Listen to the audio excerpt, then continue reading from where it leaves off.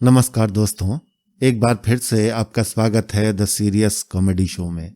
जैसा कि आपको मालूम है, मैं यहाँ व्यंग प्रस्तुत करता हूँ और आज उसी श्रेणी में मैं पतरस साहब का एक व्यंग मरहूम की याद में प्रस्तुत कर रहा हूँ। ये व्यंग उपेंद्र नाथ अश्क द्वारा संपादित पुस्तक उर्दू का बेहतरीन हास्य व्यंग का एक हिस्सा है। मरहूम की याद में पतरस। जो बाइसिकल मिर्जा साहब ने कल रात को भेजी थी, वो बाइसिकल यही है? कहने लगा। जी हां, मैंने कहा। अच्छा, और फिर उसे देखने लगा। इसको साफ क्यों नहीं किया? हुजूर 2-3 दफा साफ किया है, तो ये मैली क्यों है?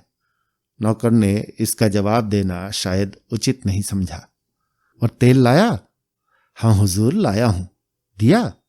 हुजूर, वो जो तेल देने के छेद होते हैं वो नहीं मिलते। क्यों? हुजूर, धुरों पर मैल और जंग जमा है, वो सुराख कहीं बीच ही में दबदबा गए हैं। धीरे धीरे मैं उस चीज के करीब आया जिसको मेरा नौकर बाइसिकल बता रहा था।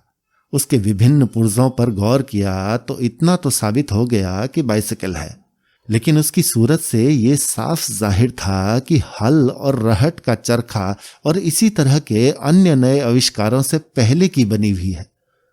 पहिए को घुमा घुमा कर वो सुराख तलाश किया जहां किसी जमाने में तेल दिया जाता था, लेकिन अब उस सुराख में से आने जाने का सिलसिला बंद था। चुनाचे नौकर बोला, हुजूर, वो तेल तो सब इधर उधर बह जाता है, बीच में तो जाता ही नहीं। मैंने कहा, अच्छा, ऊपर ही ऊपर डाल दो, वो भी फायदा करता है। आखिरकार बाइसिकल पर सवार हुआ। पहला ही पांव चलाया तो मालूम हुआ जैसे कोई मुर्दा अपनी हड्डियां चटका कर अपनी मर्जी के खिलाफ जिंदा हो रहा है। घर से निकलते ही कुछ थोड़ी सी उतराई थी, उस पर बाइसिकल अपने आप चलने लगी, लेकिन उस रफ्तार से जैसे तारकोल जमीन पर बहता है, और साथ ही अनेक हिस्सों से तरह तरह की आवाजें निकलने लगीं। उन आवाजों के विभिन्न सुर थे। ची चा चूं किस्म की आवाजें ज्यादातर गद्दी के नीचे से और पिछले पहिए से निकलती थीं। खट खड़खड़ की तरह की आवाजें मड गार्डों से आती थीं। तरक तरक तरक की किस्म की सुर चेन और पेडल से निकलते थे। चेन ढीली ढीली थी। मैं जब भी पेडल पर जोर डालता था, चेन में से एक अंगड़ाई सी पैदा होती थी, जिससे वो तन जाती थी और चढ़ चढ़ चढ़ बोलने लगती थी और फिर ढीली हो जाती थी। पिछला पहिया घूमने के अलावा झूमता था, यानी एक तो आगे को चलता था और उसके साथ ही दाहिने से बाएं और बाएं से दाहिने को भी हरकत करता था। चुनाचे सड़क पर जो निशान पड़ जाता था, उसको देखकर ऐसा मालूम होता था जैसे कोई मस्त सांप लहरा कर निकल गया है। मडगार्ड थे तो सही, लेकिन पहिया के बिल्कुल ऊपर न थे। उनका फायदा सिर्फ ये मालूम होता था कि इंसान उत्तर की तरफ सैर को निकले और सूरज पश्चिम में डूब रहा हो तो मडगार्डों के कारण टायर धूप से बचे रहें। अगले पहिए के टायर में एक बड़ा सा पैबंद लगा था, जिसके कारण पहिया हर चक्कर में एक बार क्षण भर को जोर से ऊपर उठ जाता था और मेरा सर पीछे को यूं झटके खाता था जैसे कोई लगातार ठोड़ी के नीचे मुक्के मारे जा रहा हो। पिछले और अगले पहिए को मिलाकर चूं चूं फट चूं चूं फट चूं चूं फट की आवाज निकल रही थी। जब उतार पर बाइसिकल जरा तेज हुई तो वातावरण में एक भूचाल सा आ गया और बाइसिकल के कई और पुर्जे जो अब तक सो रहे थे जाग कर बोलने लगे। इधर उधर के लोग चौंके। माओ ने अपने बच्चों को सीनों से लगा लिया। खड़ड़ खड़ड़ के बीच पहियों की आवाज अलग सुनाई दे रही थी, लेकिन चूंकि अब बाइसिकल पहले से तेज थी, इसलिए चूं फट आवाज ने चचू फट का स्वरूप धारण कर लिया था। पूरी बाइसिकल किसी क्लिष्ट अफ्रीकी भाषा के वाक्य दोहरा रही थी। इस कदर तेज रफ्तारी बाइसिकल के कोमल स्वभाव को भारी लगी, इसलिए उसमें एकदम 2 तब्दीलियां हो गईं। एक तो हैंडल एक तरफ को मुड़ गया, जिसका नतीजा ये हुआ कि मैं जा तो सामने को रहा था, लेकिन मेरा तमाम जिस्म दाएं तरफ को मुड़ा हुआ था। इसके अलावा बाइसिकल की गद्दी अचानक 6 इंच के करीब नीचे बैठ गई। चुनांचे जब पैडल चलाने के लिए मैं टांगे ऊपर नीचे कर रहा था तो मेरे घुटने मेरी ठोड़ी तक पहुंच जाते थे। कमर दोहरी होकर बाहर को निकली हुई थी और साथ ही अगले पहियों की अटखेलियों के कारण सर बराबर झटके खा रहा था। गद्दी का नीचा हो जाना बेहद तकलीफदेह साबित हुआ, इसलिए मैंने मुनासिब यही समझा कि उसको ठीक कर लूं। चुनाचे मैंने बाइसिकल को ठहरा लिया और नीचे उतरा। बाइसिकल के ठहर जाने से एकदम जैसे दुनिया में एक खामोशी सी छा गई। ऐसा मालूम हुआ जैसे मैं किसी रेल के स्टेशन से निकलकर बाहर आ गया हूं। जेब से मैंने औजार निकाला, गद्दी को ऊंचा किया, हैंडल को ठीक किया और दोबारा सवार हो गया। 10 कदम भी न चलने पाया था कि अब की हैंडल एकदम नीचा हो गया, इतना कि गद्दी अब हैंडल से कोई फुट भर नीचे थी। मेरा तमाम जिस्म आगे को झुका हुआ था। तमाम बोझ दोनों हाथों पर था जो हैंडल पर रखे और बराबर झटके खा रहे थे। आप मेरी हालत की कल्पना करें तो आपको मालूम होगा कि मैं दूर से ऐसा लग रहा था जैसे कोई औरत आटा गूंथ रही हो। मुझे इस बात का एहसास बहुत तेज था जिसकी वजह से मेरे माथे पर पसीना आ गया। दाएं बाएं लोगों को कनखियों से देखता जाता था। यूं तो हर आदमी मील भर पहले से ही मुड़ मुड़ कर देखने लगता था, लेकिन उनमें से कोई भी ऐसा न था जिसके लिए मेरी मुसीबत मन बहलाव का कारण न हो। हैंडल तो नीचा हो ही गया था। थोड़ी देर के बाद गद्दी भी फिर नीची हो गई और मैं जमीन के और करीब पहुंच गया। एक लड़के ने कहा, देखो ये आदमी क्या कर रहा है। गोया उस बदतमीज के नजदीक मैं कोई करतब दिखा रहा था। मैंने उतरकर फिर हैंडल और गद्दी को ऊंचा किया, लेकिन थोड़ी देर के बाद उनमें से एक न एक फिर नीचा हो जाता। वो क्षण जिनके दौरान में मेरे हाथ और मेरा जिस्म दोनों बराबर एक ही ऊंचाई पर रहे हों बहुत ही कम थे, और मैं भी यही सोचता रहता था कि अब की गद्दी पहले बैठेगी या हैंडल। चुनाचे निडर होकर न बैठता, बल्कि जिस्म को गद्दी से कुछ ऊपर ही रखता, लेकिन इससे हैंडल पर इतना बोझ पड़ जाता कि वो नीचा हो जाता। जब 2 मील गुजर गए और बाइसिकल की उठक बैठक ने एक नियमित रूप धारण कर लिया तो ये तय किया कि किसी मिस्त्री से पेंच कसवा लेने चाहिए। चुनाचे बाइसिकल को एक दुकान पर ले गया। बाइसिकल की खड़खड़ से जितने लोग काम कर रहे थे सबके सब सर उठाकर मेरी तरफ देखने लगे, लेकिन मैंने जी कड़ा करके कहा, जरा इसकी मरम्मत कर दीजिए। एक मिस्त्री आगे बढ़ा। लोहे की एक सलाख उसके हाथ में थी जिससे उसने भिन्न भिन्न हिस्सों को बड़ी बेदर्दी के साथ ठोक बजाकर देखा। मालूम होता था उसने बड़ी तेजी के साथ सब हालत का अंदाजा लगा लिया है, लेकिन फिर भी मुझसे पूछने लगा, किस किस पुर्जे की मरम्मत कराइएगा।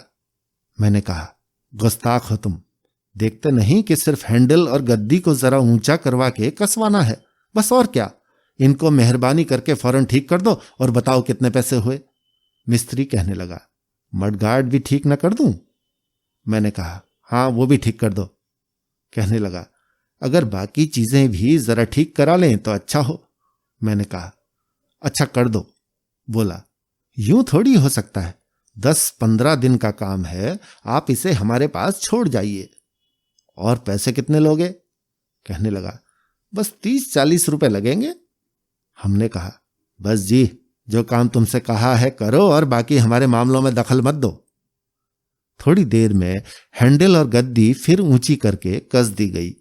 मैं चलने लगा तो मिस्त्री ने कहा, मैंने कस तो दिया है, लेकिन पेच सब घिसे हुए हैं, अभी थोड़ी देर बाद फिर ढीले हो जाएंगे। मैंने कहा, बदतमीज कहीं का, 2 आने मुफ्त में ले लिए। बोला, जनाब आपको बाइसिकल भी तो मुफ्त मिली होगी, ये आपके दोस्त मिर्जा साहब की है ना? लल्लू, ये वही बाइसिकल है जो पिछले साल मिर्जा साहब यहां बेचने को लाए थे, पहचानी तुमने? भाई सदियां ही बीत गईं, लेकिन इस बाइसिकल की खता माफ होने में नहीं आती। मैंने कहा, वाह, मिर्जा साहब के लड़के इस पर कॉलेज आया जाया करते थे और उनको अभी कॉलेज छोड़े हुए 2 साल भी नहीं हुए। मिस्त्री ने कहा, हाँ वो तो ठीक है, लेकिन मिर्जा साहब खुद जब कॉलेज में पढ़ते थे तो उनके पास भी तो यही बाइसिकल थी। मेरी तबीयत ये सुनकर कुछ मुर्दा सी हो गई। मैं बाइसिकल को साथ लिए आहिस्ता आहिस्ता पैदल चल पड़ा, लेकिन पैदल चलना भी मुश्किल था। उस बाइसिकल के चलाने में ऐसे ऐसे पुट्ठों पर जोर पड़ता था जो आम बाइसिकलों के चलाने में इस्तेमाल ही नहीं होते। इसलिए टांगों और कंधों और कमर और बाहों में जगह जगह दर्द हो रहा था। मिर्जा का ख्याल रह रह कर आता था, लेकिन मैं हर बार कोशिश करके उसे दिल से हटा देता था, वरना मैं पागल हो जाता। और पागलपन की हालत में पहला काम ये करता कि मिर्जा के मकान के सामने बाजार में एक जलसा करता, जिसमें मिर्जा की मक्कारी, बेईमानी और दगाबाजी पर एक लंबी तकरीर करता। कुल मानव जाति और आगे आने वाली नस्लों को मिर्जा की नापाक फितरत से आगाह कर देता और उसके बाद एक चिता जलाकर उसमें जिंदा जल मरता। मैंने बेहतर यही समझा कि जिस तरह हो सके अब इस बाइसिकल को औने पौने दामों में बेचकर जो वसूल हो उस पर सब्र शुक्र करूं। भला से 10-15 रुपए का घाटा ही सही, 40 के 40 रुपये तो बर्बाद न होंगे। रास्ते में बाइसिकलों की एक दुकान और आई तो मैं वहां ठहर गया। दुकानदार बढ़कर मेरे पास आया, लेकिन मेरी जबान को जैसे ताला लग गया था। उम्र भर कभी किसी चीज के बेचने की नौबत न आई थी। मुझे यह भी मालूम नहीं कि ऐसे मौके पर क्या कहते हैं। आखिर बड़े सोच विचार और बड़े संकोच के बाद मुंह से सिर्फ इतना निकला, ये बाइसिकल है। दुकानदार कहने लगा, फिर? मैंने कहा, लोगे? कहने लगा, क्या मतलब? मैंने कहा, बेचते हैं हम। दुकानदार ने मुझे ऐसी नजर से देखा कि मुझे महसूस हुआ जैसे मुझ पर चोरी का शुबहा कर रहा है। फिर बाइसिकल को देखा, फिर मुझे देखा, फिर बाइसिकल को देखा। ऐसा मालूम होता था कि फैसला नहीं कर सकता आदमी कौन सा है और बाइसिकल कौन सी है। आखिर वो बोला, क्या करेंगे आप इसको बेचकर? ऐसे सवालों का खुदा जाने क्या जवाब होता है। मैंने कहा, क्या तुम ये पूछना चाहते हो कि जो रुपये मुझे वसूल होंगे उनका इस्तेमाल क्या होगा? कहने लगा, वो तो ठीक है, मगर कोई इसको लेकर करेगा क्या? मैंने कहा, इस पर चढ़ेगा और क्या करेगा? कहने लगा, अच्छा चढ़ गया, फिर? मैंने कहा, फिर क्या? फिर चलाएगा और क्या? दुकानदार बोला, अच्छा खुदा बख्श, जरा यहां आना, यह बाइसिकल बिकने आई है। जिन हजरत का नाम खुदा बख्श था, उन्होंने बाइसिकल को दूर ही से यूं सूंघा जैसे बू सूंघ रहे हों। उसके बाद दोनों ने आपस में सलाह की। आखिर में वो जिसका नाम खुदा बख्श नहीं था मेरे पास आए और कहने लगे, तो आप सचमुच बेच रहे हैं? मैंने कहा, तो और क्या, महज आपसे बात करने की इज्जत हासिल करने के लिए मैं घर से यह बहाना घड़ कर लाया था। कहने लगा, क्या लेंगे आप? मैंने कहा, तुम ही बताओ। कहने लगा, सच सच बताऊं? मैंने कहा, हां। फिर कहने लगा, सच सच बताऊं? मैंने कहा, अब बताओगे भी या यूं ही तरसाते रहोगे? कहने लगा, 3 रुपए दूंगा इसके। मेरा खून खौल उठा और मेरे हाथ, पांव और होंठ गुस्से के मारे कांपने लगे।